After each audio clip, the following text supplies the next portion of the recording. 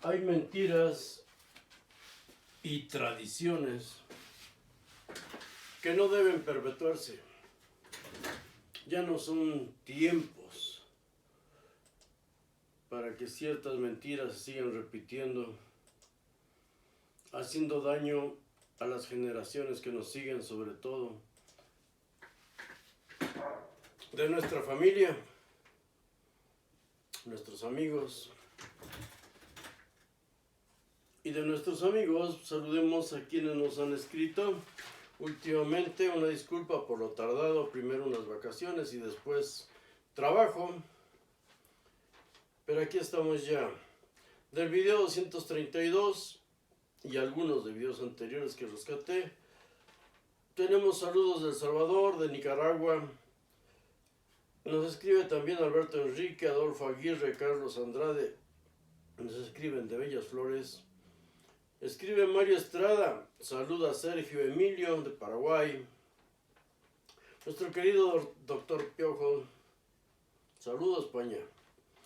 Roberto Mendoza, Francisco Salcedo de Ecuador, Guayaquil. Carlos Andrade, Walter Cárdenas de Nicaragua, Roberto Carlos. De Chile nos escriben también. Y Miguel Ángel de Colombia, Valle del Cauca. Escriben de Venezuela. Nos saludan El Hombre con el Cántaro. Nos saludan de Quisqueya la Bella, Tlaxcala, México. Argentina, Neuri Rosario nos escribe también. Y Cristina Biscotti. Espero haber pronunciado bien nombres, apellidos. Tenemos estos libros aquí. Les he dicho yo, no acostumbro recomendar libros, eso sí, los que recomiendo doy bastante lata con ellos. Estamos buscando la historicidad de Jesús, buscamos la historicidad del cristianismo, la historia del cristianismo de Paul Johnson, un libro muy interesante, 800 páginas, trae datos interesantes, pero evade tocar temas torales, temas centrales que sí encontramos en libros como Antigüedades Judaicas de Flavio Josefo, que se los he recomendado. En la misma Biblia católica les he recomendado leer los libros de Macabeos, porque expande nuestra idea, concepto que tenemos del cristianismo. El Papa Joseph Ratzinger, más valiente que cualquier otro historiador que haya leído o que haya escuchado o que se presente hoy dando cátedras como un santón del cristianismo, de la historia del cristianismo, que hay varios. Respetables en sus estudios, sí, pero mucho más valiente, Joseph Ratzinger. Este libro se los he recomendado, Introducción al Cristianismo. Tengo 4 de él, pero este más que ninguno. Introducción al Cristianismo, Joseph Ratzinger.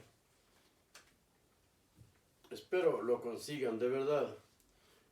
Y el tema, el libro que estamos tratando de hace ya varias semanas, meses, Las guerras de los judíos, Flavio Josefo.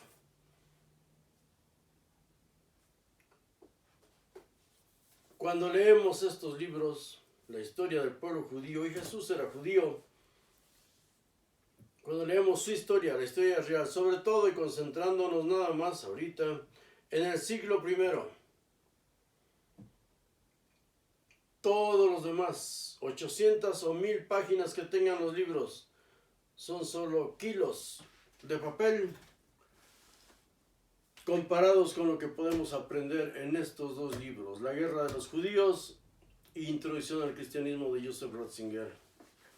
Vamos a hablar acerca del sacerdocio, el templo, porque estamos llenos de mentiras y creemos a historiadores que se basan en la teología, no en los hechos que tenemos relatados y mucho menos en la arqueología.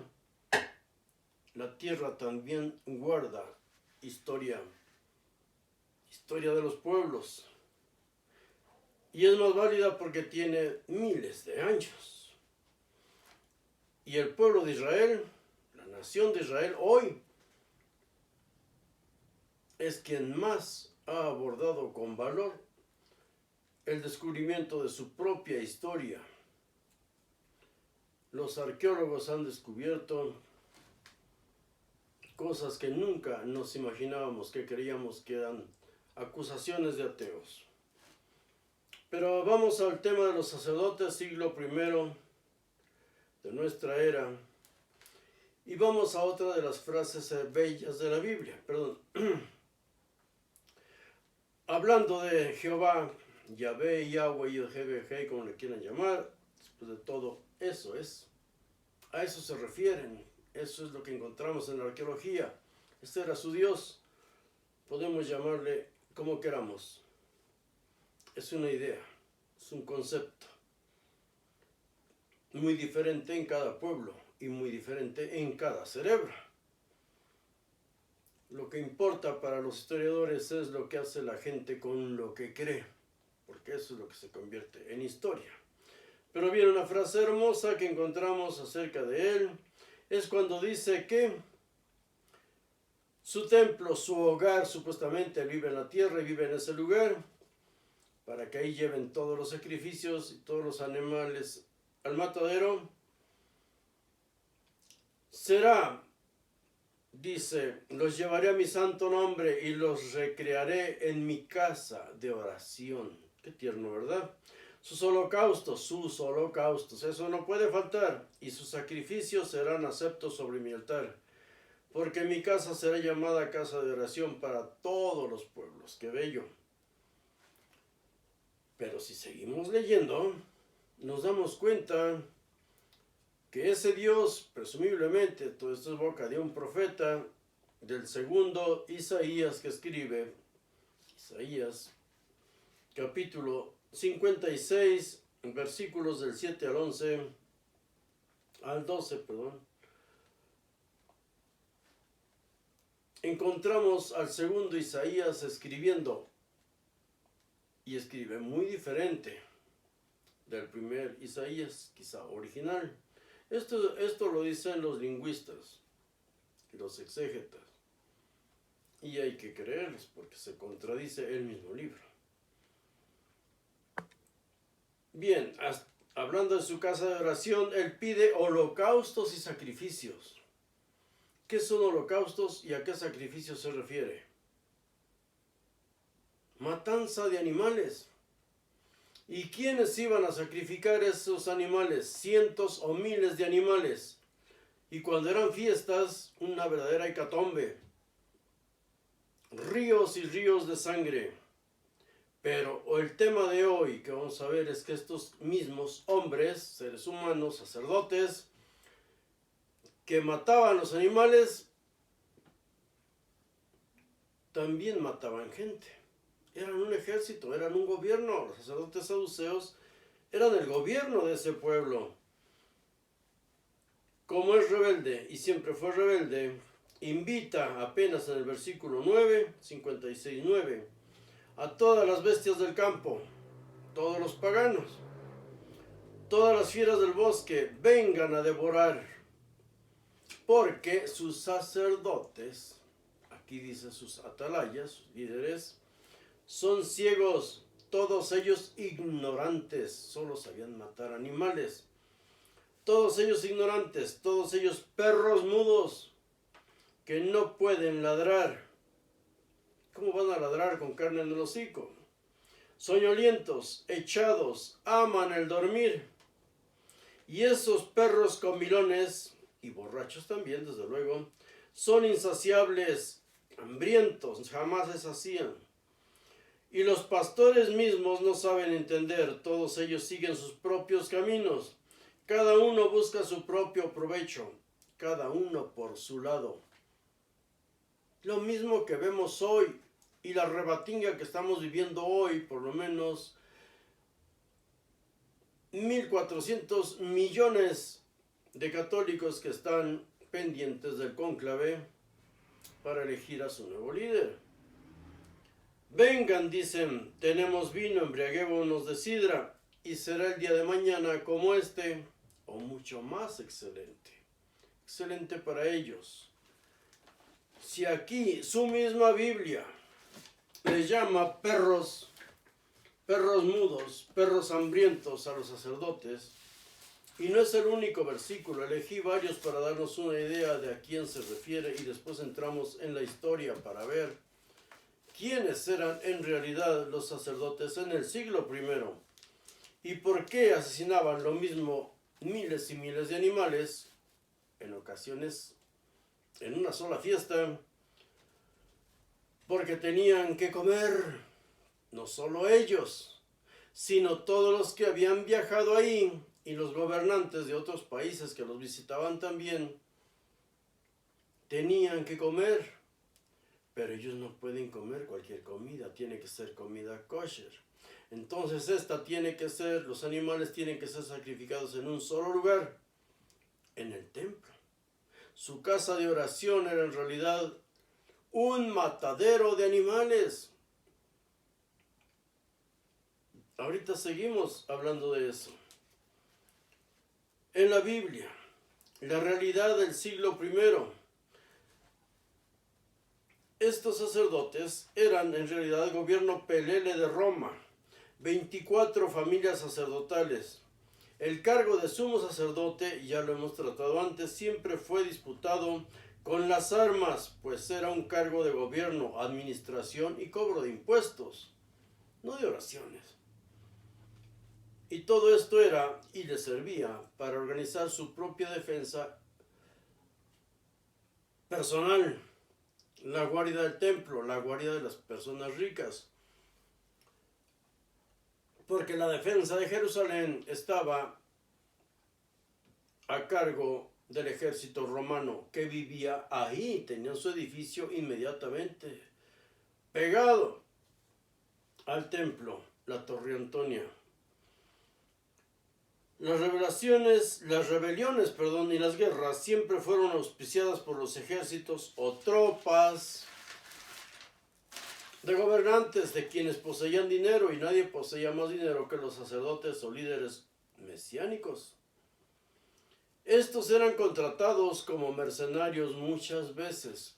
Un grupo sacerdotal llegó a contratar mercenarios, sicarios, celotas, cristianos, para matar a otra familia sacerdotal. Lo tenemos en esta historia, por eso les recomiendo estos libros. 350 páginas, pero de una historia prácticamente escrita con sangre. Podemos googlear el nombre del sacerdote Onías, porque hay bastante historia escrita acerca de él y cómo se construyeron dos templos.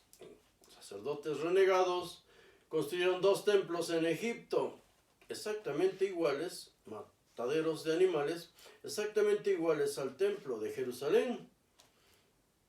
Porque si un grupo sacerdotal fuerte era derrotado o se oponía a quienes gobernaban, huían al desierto.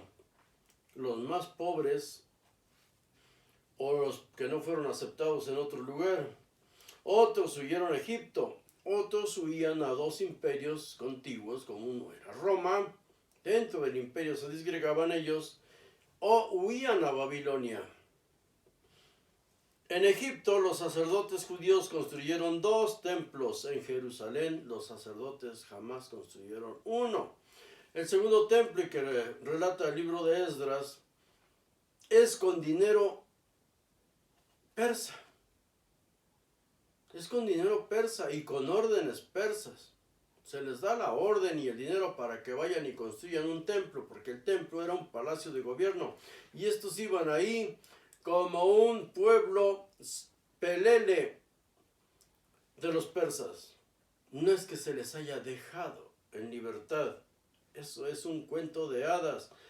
Leamos la historia de los judíos y relatada por judíos. No las tiernas, rosas historias de quienes solo viven de hacer libros. Sus templos, Jerusalén, Israel, míticos o históricos, fueron construidos por los reinos que los sojuzgaron siempre. El sumo sacerdocio era asignado por el gobernante en turno. Recordemos que Herodes designó como sumos sacerdotes, Herodes el Grande, como sumos sacerdotes a dos de sus cuñados. Y uno de ellos tenía solo 17 años de edad. Por cierto, fue un acto piadoso. No sabía ni siquiera matar animales, que era el trabajo principal de los sacerdotes, pero lo quería como amante Marco Antonio, el de Cleopatra. Eso está escrito aquí en su historia. Lo quería como amante. Y para liberarlo de eso, Herodes, en lugar de regalárselo, quien lo iba a regalar a Marco Antonio era su misma madre. Ya había enviado dibujos, fotografías, dice ahí, de él, que era un muchacho hermoso, ya se las había enviado a Marco Antonio, que era un pervertido enorme. Entonces, para salvarlo de eso, su cuñado Herodes lo designó sumo sacerdote al muchachito. Después murió en una borrachera, ahogado, en una piscina, en una alberca, en el río, lo que fuera. Pero, desde luego, este crimen se le cargó también a Herodes, haya sido o no haya sido. Si lo había protegido, ¿por qué lo iba a matar si no había ningún problema con él? Quienes designaban también a los sumos sacerdotes, no solo tenía que ser un rey judío, podía ser un prefecto o un procurador romano. Los sacerdotes nunca fueron bien vistos por el pueblo, desde luego nunca fueron bien vistos por los profetas. Los profetas escriben pestes de ellos. Profetas y sacerdotes siempre fueron vividores de las creencias y supersticiones de su pueblo, por eso se peleaban entre sí. Leamos varios pasajes para darnos una idea de esta gente tan pequeñita en realidad. Y su idea, su mentalidad, siempre poniendo a su Dios de por medio. Pero ellos mismos escriben que ese Dios es un cuento. En Jeremías 5:31 dice, los profetas profetizan mentiras. Entonces, ¿a quién creerle? Los sacerdotes gobiernan por su cuenta y a mi pueblo así le gusta. Supuestamente está bramando el becerro. A mi pueblo así le gusta. Profetas contra profetas. Se llaman mentirosos unos a otros. Porque el que escribe esto no dice que él también está mintiendo. En Jeremías 14:14 dice, mentiras profetizan los profetas en mi nombre. Yo no los he enviado ni les he dado órdenes. Ni les he hablado falsas visiones. Falsa adivinación, vanidad y engaño de sus corazones, ellos les profetizan. Repito, entonces, ¿a quién creerle? Jeremías 23, versículos 25 y 26 dice, profetas mentirosos, todos diciendo, he tenido un sueño, he tenido un sueño. Como José, que soñó que un ángel le decía que Dios había embarazado a su mujer y entonces él le creyó porque lo soñó y esos sueños eran realidad. Miqueas 3:11 dice, sus jefes juzgan por soborno, sus sacerdotes enseñan por precio, sus profetas adivinan por dinero. El dinero es la clave. Siempre será la clave. Ayer y hoy los profetillas de millones de templos que hay por todo el mundo. Solo les interesa tu dinero. Ve a cualquier templo, por más rascuache que sea. Un tejabán. Ve a cualquier templo. Inmediatamente te van a pasar la charolita, el botecito, la red, para que les des dinero. Si no les das dinero, ¿para qué fuiste?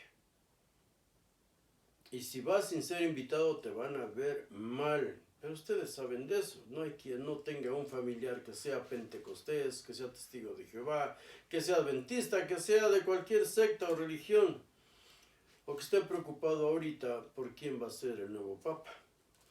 En Isaías 30, versículos 10 y 11 dice, el pueblo dice a sus videntes, no vean visiones, y a los profetas les dice, no nos profeticen lo que es correcto. Yo de la verdad no quiero saber nada. Dinos palabras agradables, profetiza ilusiones. Por si esto fuera poco, en Jeremías 8:8 dice que los que escriben y reescriben lo que los pueblos creen o deben creer son convenencieros. ¿Con qué palabras lo dice? Literal, ¿cómo pueden decir somos sabios y la ley de Yod-Hei Vav-Hei está con nosotros si todo parte de la pluma mentirosa de los escribas? No cualquier profeta que en el monte tuvo una visión podía ir y ponerse a escribir.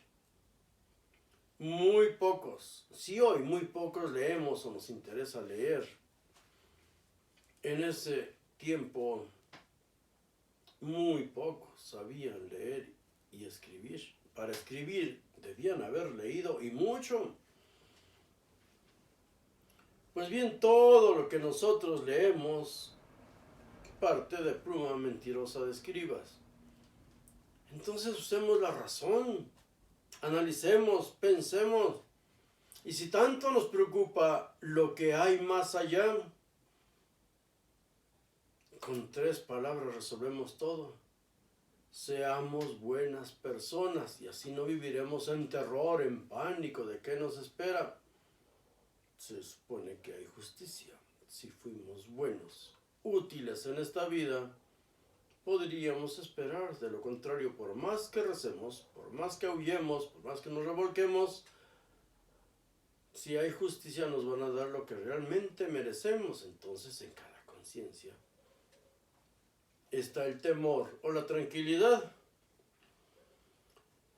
De estos comilones y borrachos, de estas 24 familias sacerdotales del siglo I, una de las familias sacerdotales más ricas y poderosas políticamente era la de Anás. Anano en algunos libros le llama. Logró colocar a 5 sumos sacerdotes en el gobierno romano, siglo I, 4 de ellos sus descendientes, sus hijos, y uno de sus yernos. Este yerno fue Caifás. Otra familia sacerdotal poderosa era la familia Boetus, a la que apodaban Cantera. Esta familia sacerdotal tenía sus grandes negocios en la Galilea. Cuando llega Vespasiano a hacer la guerra, a poner orden ahí al pueblo sublevado, no llegó directamente a Jerusalén, que pudo haberlo hecho. Llegó primero a la Alta Galilea, enfrentó ahí al general romano Flavio Josefo,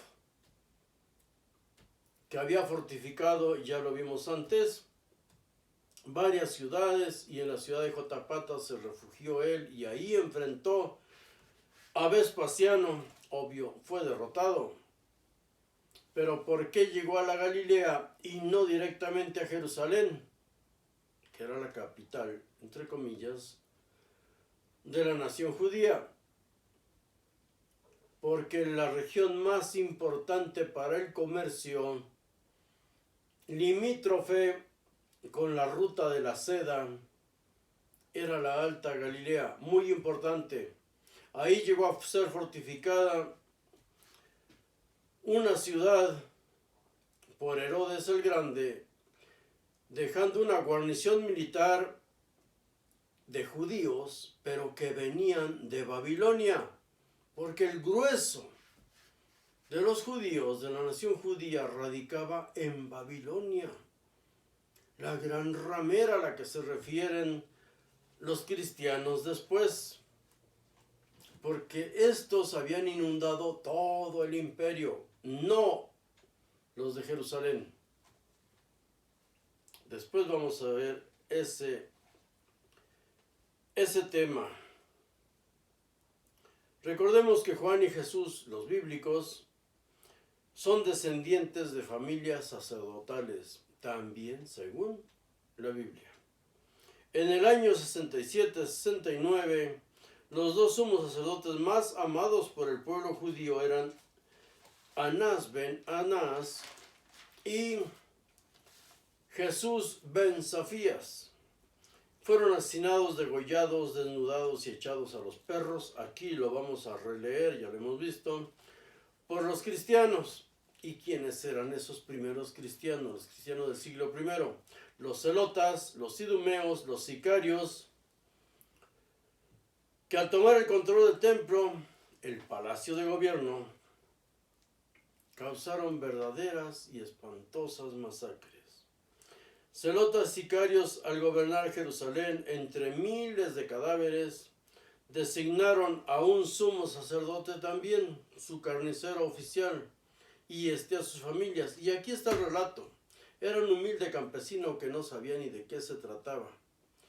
Pero los celotas y los idumeos, los sicarios también, lo que hacían era una burla de lo más sagrado, de los ritos sagrados. Eso lo vamos a releer ahorita en el libro porque son cosas difíciles de creer. Y aquí se trata de estar bien cimentados para poder avanzar. ¿Cómo realmente surgió el cristianismo? ¿Quiénes eran sus sacerdotes? ¿Quiénes eran realmente los celotas? Unos espantosos asesinos, que había celotas, había sicarios, Judas Iscariot, y lo dice el Papa Joseph Ratzinger en su libro, ya lo hemos visto antes, lo dice, Iscariot no era un apodo, no era un apellido, no era nada más que un nombre simbólico, el hombre de la daga, y los hombres de la daga eran sicarios, terroristas realmente que causaban un desastre enorme y matanzas, hecatombes entre los judíos. Mientras Vespasiano estaba ya defendiendo lo que era el norte, la Alta Galilea y la ruta comercial, estos estaban matándose entre ellos. Duraron años matándose. Se burlaban todos ellos, eran no solo del templo, no solo de los ritos sacerdotales, se burlaban también de los profetas, a los que llamaban que eran artimañas de juglares. Eran unos payasos, por así decirlo. Y recordemos cómo Pablo mismo se burla también de los ritos judíos y les llama, entre otras cosas, chismes de viejas. Así, de ese tamaño, debemos ser muy maduros, debemos leer fino y debemos olvidarnos de tradiciones que el pueblo judío, la mayor parte de israelíes, judíos que están radicando allá en esa nación progresista y temible por su ejército, en el que participan hombres y mujeres a la par en esos ejércitos. La mayoría son ateos, porque ellos se dedicaron desde el siglo pasado a leer, a estudiar sus textos y se dieron cuenta que su historia radicaba únicamente en la Biblia y en Flavio Josefo, y no hay más. Entonces, si esta es historia, lo demás son mitos, pero Pablo le llama chismes de viejas. En 1 Timoteo 4:7, Pablo, por eso dice que los cristianos ridiculizaban a los profetas y todo lo sagrado, Pablo reniega de todos los ritos sacerdotales también y de los ritos de Moisés, las leyes de mosaicas, cuando dice que la circuncisión no significa nada, la circuncisión nada es, la incircuncisión tampoco nada es, no hay problema. Y él mismo decía, yo con los romanos soy un romano más, con los griegos yo soy un griego, si estoy con los judíos me comporto como judío. Yo soy un vividor y punto, decía Pablo. Pues bien, 1 Timoteo 4:7 le encarga a Pablo a Timoteo: deseche las fábulas profanas de viejas. Desecha las fábulas profanas de viejas. ¿A qué fábulas se refería él? En 1 Timoteo 1:4 dice: no pongas atención a mitos judaicos y genealogías interminables, porque él se cuelga del cristianismo de aquellos que creían que uno de sus mesías había resucitado. Pero le ponían unas genealogías tremendas, como la que escribe el mismo Evangelio de Lucas, quien haya escrito ese libro, donde ponen al mismo Dios universal como padre genealógico de Jesús. Porque yendo hacia atrás en su genealogía interminable, como dice Pablo, yendo hacia atrás hasta Adán, dice hijo de Dios. Y estamos hablando de genes. Spermata está escrito en griego. En Tito 1:14, Pablo les recomienda: no hagas caso a mitos judaicos y a mandamientos de hombres que se apartan de la verdad. ¿Cuál verdad? La que él estaba inventando. Porque para toda esa nación la verdad era lo que ellos tenían ya escrito. Los sacerdotes y el pueblo judío enfrentaron en una guerra terrible a los cristianos. Y repito, cristianos en el siglo I eran los celotas, eran los sicarios y eran los idumeos. Todos dirigidos siempre por un Mesías o quien se autonombrara rey. Ya hemos visto eso y aquí lo tenemos. Seguían por miles y miles a cualquier loco que les dijera que con la ayuda divina iban a vencer a Roma, y acabaron matándose y destruyéndose entre ellos. Dios los iba a salvar. Era la superstición, como le llama Pablo, que los llevó a la destrucción. Las murallas que se habían construido en la ciudad de Jerusalén eran 3.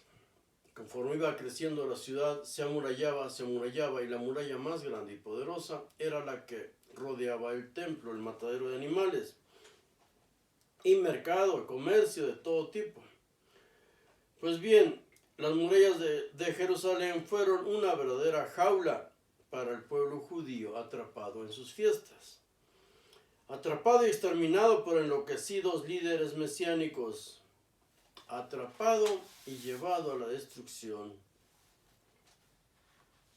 Pero vamos a leer algunos pasajes espantosos para comprender las andanzas de estos líderes mesiánicos. Cuando se reunieron todos, siguiendo a sus Cristos, a sus Mesías, tanto los idumeos, con los sicarios, con los celotas, empezaron a masacrar al pueblo judío, que era liderado y defendido por los sacerdotes. Y los 2 sacerdotes más importantes eran Anás y Jesús. Estos, liderando al pueblo judío, enfrentaron a los sicarios, a los cristianos, a los revoltosos del siglo I, pero perdieron. Pero vamos a ver qué masacres tan espantosas se llevaron a cabo.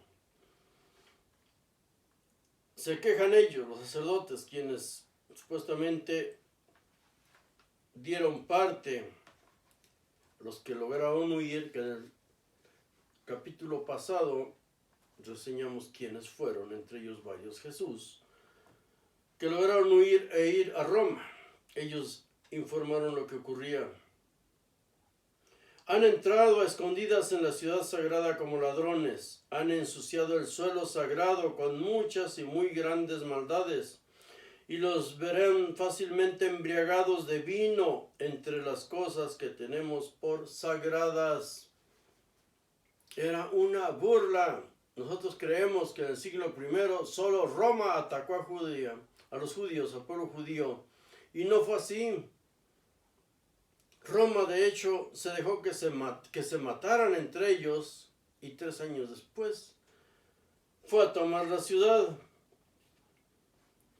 Dice, con codicia insaciable de sus vientres consumen los despojos de los muertos. Los mataban, los robaban, los saqueaban. Han tomado armas en favor de tales ladrones para venir contra el pueblo, que les ha sido siempre amigo. Los idumeos fueron a ayudar a los sicarios y celotas, no al pueblo en sí, y desde luego no a los sacerdotes, a los que persiguieron para degollarlos antes que a nadie. Porque aunque quisiéramos, ya no es posible pasarnos a los romanos, llegar a un pacto con ellos, pues los romanos se han ensoberbecido con haber sujetado y destruido a toda Galilea. Repito, la guerra empezó, Vespasiano llegó atacando Galilea. Y también porque más feo nos sería que la muerte querer buscar su protección ahora que se acercan a nuestras puertas.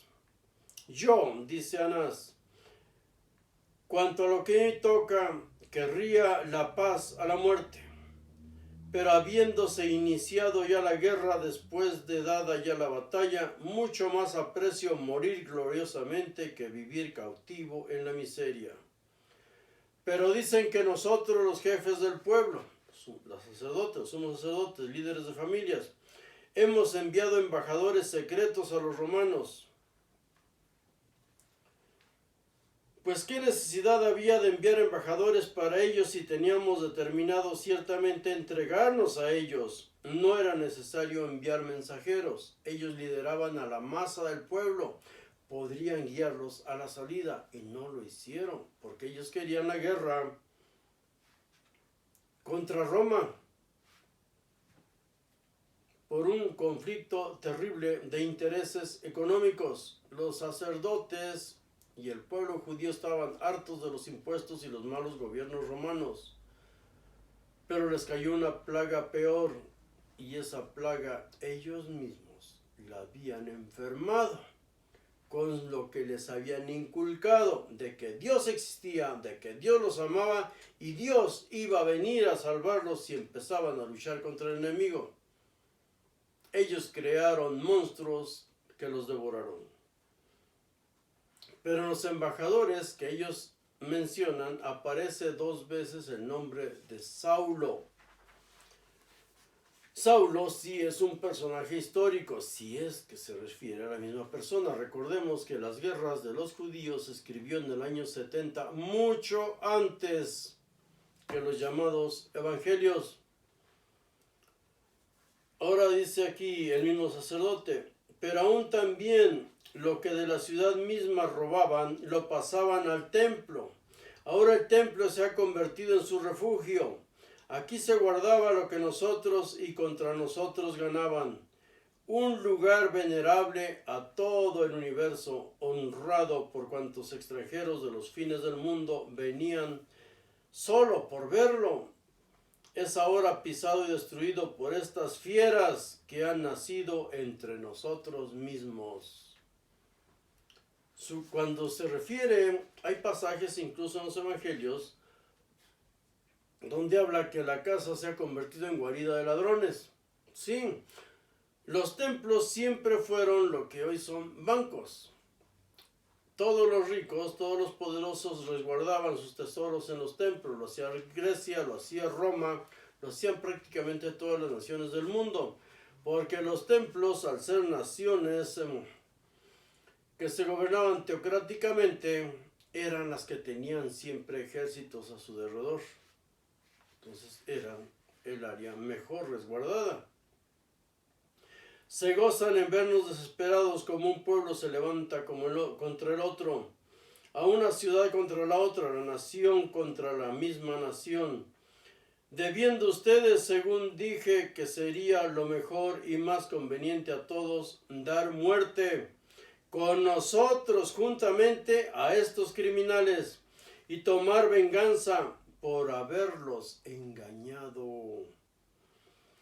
Que se han atrevido a pedir y tomar ayuda de ustedes, a los cuales debían todos temer como vengadores. Nosotros los engañamos, es que ellos les sembraron esas creencias. Ellos les sembraron esas creencias. Hoy mismo, miles de años después, su racismo no lo pueden ocultar, siempre te van a ver menos. Nosotros los judíos, cuando salimos de Egipto, es como si nosotros mexicanos dijéramos los hijos de Huitzilopochtli. Y fuimos un imperio. Bueno, nuestros ancestros, pues ya nosotros qué tenemos que ver. Nada. Si tú les inculcas ese racismo, esos sentimientos a tus hijos, en ellos va a caminar y probablemente lo vayan a sufrir. Como dijo Albert Einstein, yo no sabía que era judío hasta que me persiguieron los alemanes. Ellos querían echar a los idumeos de la ciudad, los sacerdotes y el pueblo judío, porque eran muy salvajes. Pero los sicarios y celotas les abrieron las puertas, entraron, se unieron y a masacrar al pueblo judío. Hubo varias matanzas de miles y miles de pobres judíos, de gente indefensa, y a otros miles los mataron porque eran hijos de familias ricas. La clásica guerra de los pobres contra los ricos. Cuando hay revueltas, hay revoluciones en cualquier nación del mundo, y hoy día siempre aquel desarrapado va a ir contra todos aquellos que tuvieron una mejor infancia, una mejor juventud, y los van a destruir y les van a quitar todo lo que tengan. Dice, peor que los idumeos. Por otra parte, los celotes, y recordemos que Jesús tenía ¿a quién? Sicarios y celotes en su grupo. El mismo primer papa era un celote. Por otra parte, los celotes doblaban los clamores de los idumeos, mientras los rugidos que la tempestad hacía eran causa de que las voces de todos parecieran más horribles y espantosas. Los idumeos no perdonaron a ninguno porque de su natural son muy crueles y prontos en dar la muerte. Y estaban muy indignados por haberles prohibido la entrada en la ciudad a pesar de aquel frío y tormenta. Atacaban de igual manera a los que rogaban como a los otros que los enfrentaban. Muchos les ponían delante a los que eran sus familiares y les rogaban que tuvieran reverencia al templo común de todos. No tenían lugar para huir ni tenían ninguna esperanza de salvarse. No tenían espacio para apartarse ni para irse. Morían más aplastados con la fuerza de juntarse unos con otros que por los enemigos, aunque los atacantes jamás se detenían.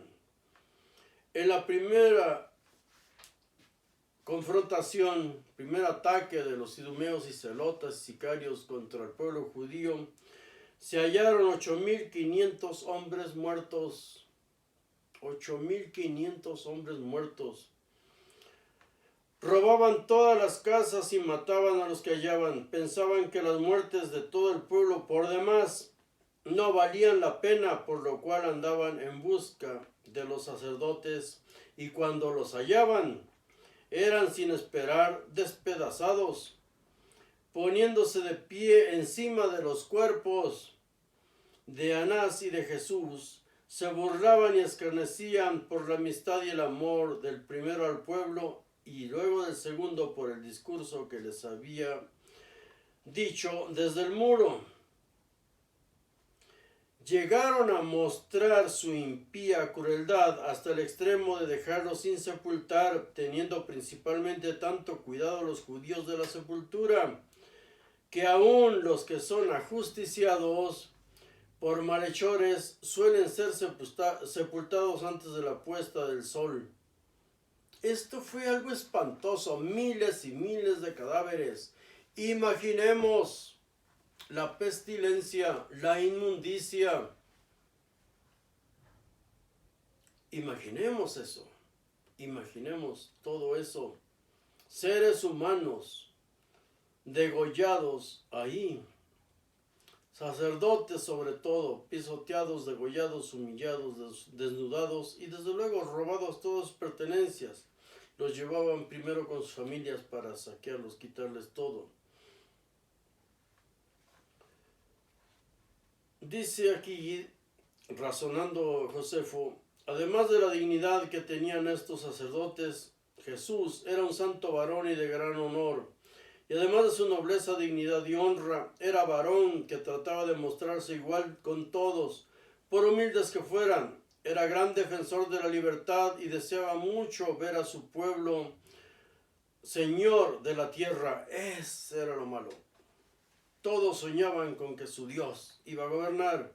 Tenía siempre por encima el provecho y utilidad común que el propio y particular. Principalmente amaba la paz y trataba de conservarla. Sabía que a los romanos no se les podía vencer y consideraba que si los judíos no sabían vivir pacíficamente, ciertamente debían de morir dignamente.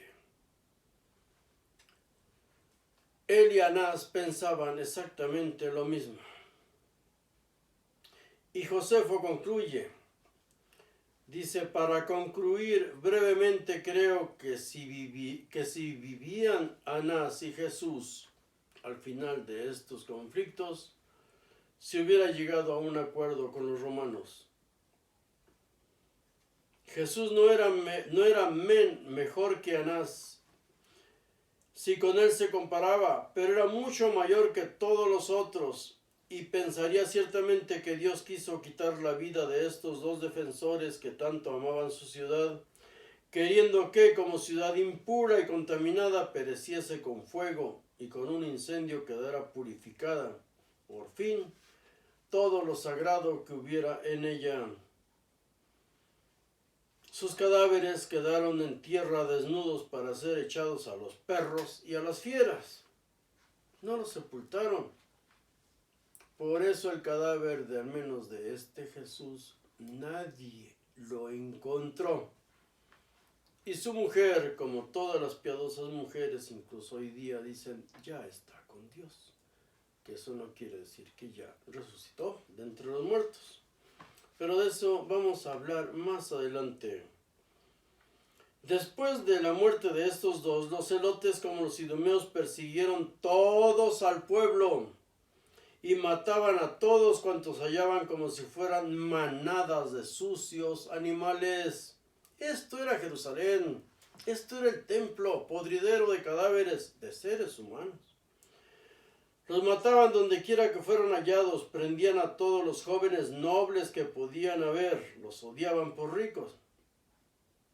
Los ponían en la cárcel muy bien atados, confiando en que algunos de ellos, por medio de morir, por miedo a morir, se unieran a ellos, pero ninguno se movía. Antes todos deseaban la muerte antes que luchar contra la propia y común patria de todos. Fueron todos azotados tan cruelmente y sufrieron grandes humillaciones antes de darles muerte. Fueron con las llagas y los lamentos todos abiertos y no pudiendo ya sostener mayor pena, a los cuerpos de estos eran a la postre degollados. Escuchamos a algunos pastores, sacerdotes cuando hablan de las sectas del siglo I. Y cuando mencionan a los celotas no hablan de estos animales salvajes y despiadados. Nada que envidiar a nuestros salvajes aztecas, chichimecas, toltecas y mayas. Nada que envidiar. El pueblo es pueblo, el ser humano salvaje. Su ignorancia lo lleva a las peores calamidades, a sacar lo peor de la calaña que tienen en sí. Otro de los grandes engaños y que vamos a ver más adelante es cuando todos los ufólogos hablan de que los dioses se alimentaban de la sangre. Aquí lo que había eran ríos de sangre de seres humanos. Si los dioses les gustaba eso, tenían que tomar la sangre entre el estiércol, orines y tierra de animales y de seres humanos. Ríos de sangre, cadáveres podridos. Pero en la historia judía, habla de un pasaje muy importante que veremos adelante. Los dioses no se alimentan de esta inmundicia. Los dioses huyeron cuando vieron todo esto. Y todos escucharon una voz y dos historiadores lo mencionan. Vámonos de aquí. Entonces, quienes sueñan de que vamos a ser llevados a otro planeta, a otro universo, porque somos tan buenas personas, pues al menos estos judíos no. Los que se detenían de día, de noche eran encarcelados matándolos y luego los echaban fuera de la ciudad para que los otros que quedaban atados tuvieran más lugar. Estaba todo el pueblo tan amedrentado y con tanto temor que nadie se atrevía a llorar públicamente, ni sepultar el cuerpo de sus parientes más cercanos. Era un podridero de miles de cadáveres. Secretamente lloraban con las puertas cerradas y para que ninguno de los enemigos no los oyesen. Los que se lamentaban eran castigados de la misma manera que por los cuales ellos derramaban sus lágrimas. De noche cubrían con un poco de tierra los muertos que podían y solo los que eran más atrevidos lo hacían de día. De esta manera murieron 12,000 hombres de los jóvenes nobles que fueron encarcelados en una de esas andanzas de estos cristianos del siglo I. ¿Por qué cristianos? Porque todos seguían a un Cristo, a un líder, a un Mesías. Los sicarios, los celotas y desde luego los idumeos tenían sus líderes, sus mesías. Estos masacraron al pueblo judío. Por eso repito, Vespasiano se dio muy bien el tiempo de reunir sus ejércitos, las legiones que tenía, con las legiones de Egipto, e ir a hacer la guerra para tomar el trono, y después envió a su hijo a tomar Jerusalén. Porque estos estaban matándose ahí, despedazándose todos, sin usar servicio de inteligencia que viera dónde y qué hacían los romanos. Si hubieran querido, todos hubieran abierto las puertas de la ciudad y hubieran salido y se hubieran disgregado por otras ciudades. Pero estaban totalmente enfermos de odio. Y ese odio entre ellos, entre judíos, fue lo que los llevó a la destrucción total. Fueron quebrantados todos los derechos humanos. Se reían de Dios y de sus cosas. Se burlaban de los profetas y de cuanto habían profetizado, como si fueran sentencias de charlatanes. Lo mismo que ya leímos, decía Pablo. Habiendo pues ya menospreciado todas las leyes y ordenanzas que tenían hechas por sus antepasados en las cosas pertenecientes a la virtud, comprobaron con la experiencia lo que mucho antes habían profetizado de Jerusalén. Serían destruidos. Los celotes, hombres que no creían en las profecías, ellos mismos se hicieron ejecutores para que se cumplieran. ¡Qué cosa más espantosa! Los sicarios eran, igual que celotes y idumeos, unas lacras espantosas, unos asesinos de lo más despiadado, gente sin alma. En una ciudad llamada Engadi, contigua a Masada, de donde echaron peleando a todos los judíos. Eran los sicarios, judíos también, peleando a todos los judíos y los hicieron huir antes que pudieran valerse y tomar las armas, valerse por sí mismos y tomar las armas. Pero de los que no pudieron huir o se cansaron huyendo, entre muchachos y mujeres, mataron más de 700 niños y mujeres. Esto es espantoso, pero esta es la realidad, esta es la historia que escribe un general judío y considerado un gran historiador por los judíos. Entonces, en sí, ¿qué era el templo? ¿Qué era el templo para los judíos? Ahí nadie habla de oraciones, ahí no la casa de oración. Era refugio de malhechores, refugio de asesinos y un podridero de cadáveres por todos los alrededores. Pero desde siempre el templo de Jerusalén fue un matadero. Se aprovechaban las fiestas patrias, no religiosas como la Pascua, fiestas patrias, para motivar a las comunidades judías del Imperio Romano o del Imperio Parto. Repito, de eso nadie habla, de que la mayoría de judíos vivían allá, en Babilonia. Ahora, el Imperio Parto. En Jerusalén y en esas fiestas fluía el comercio entre los creyentes judíos y los gentiles. Predicadores mesiánicos se confundían entre las multitudes, cientos de miles, en busca de jóvenes adoctrinados o novicios para incitar revueltas. Pescadores de hombres eran todos estos.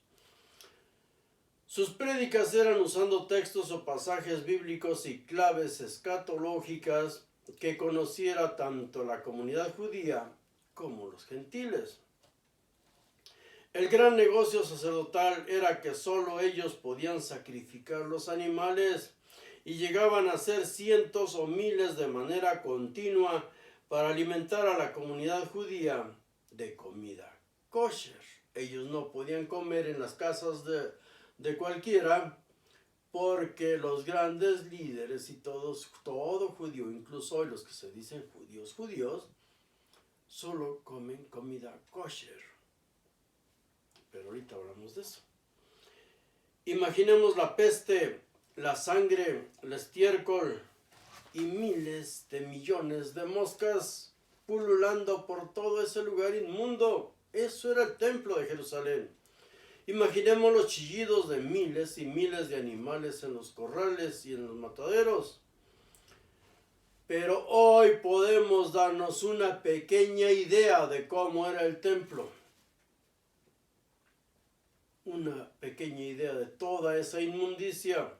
Gracias a los videos de Mataderos Kosher, busquémoslo en la red, Mataderos Kosher, que hay en YouTube.